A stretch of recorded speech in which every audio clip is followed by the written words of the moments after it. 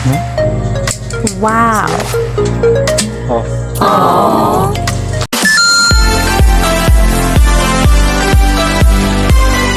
Hi guys, for this video samahan niyo ako. Ito pala yung video guys ng kaarawan ko. Ano daw? Kaarawan ko March 6, 1996. It's my 29th birthday.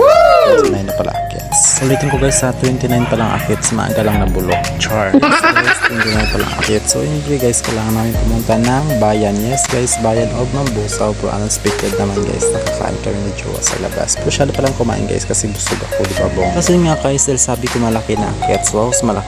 Manda na pala ako guys, kaya ako na mag-cake. Kasi yung kapatid ko sa Yana, para lang may view, candle cut na yung upload sa Facebook. Wow, tara. Ito na social media. So, sponsor ng kapatid ko guys na si Tay na maganda. Ano daw, nabubulok. Ay na maganda.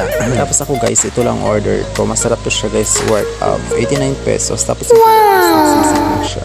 Pero guys, siya pang unang sumipsip. Wow, bongga.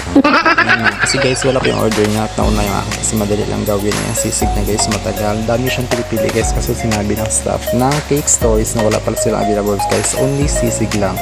Dami kasi nilang choices dyan guys. Dyan kasi kami lagi kumakain. Full kami yung pamanila guys. Isipin makaluwag-luwag kami kaya lagi kami kumakain dyan. Masarap naman siya guys kahit may kamahalan solid naman siya. Minsan guys, huwag natin kalimutan na i-treat ang sarili natin. Lalo pa kung alam natin ay kumikita rin naman tayo. O kasi guys, pagkapagod ako sa bahay, pag lumalabas kami ng jowa tapos kumakain kami kung saan natatangkot pero yung pagod o stress ko. Wow, kahala mo, hardworking. Siyempre guys, pagka nawala na tayo sa mundo, hindi natin may experience o na-experience ng iba. Hindi naman kailangan makipagsabayan guys kung ano lang ang kaya natin sa buhay at maabot natin. Hindi yung kung anong luho ng iba yun ay gawin natin.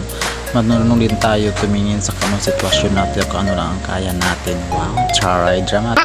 Habang dramatic kung di ko na-explain kung ginagawa ko. Ito palang carpet guys, ayaw kasi masyado naman dumi ang lababo guys. Kaya napabili ako niyan sa Mambusaw kanina. Ayaw ko kasi guys makalat at madumi lalo pat sa kusina. Talaga pinakagusto kong place guys na lugar. Gusto ko maayos at nakalinis ang lahat. So yun guys, share ko lang. Happy 29th birthday.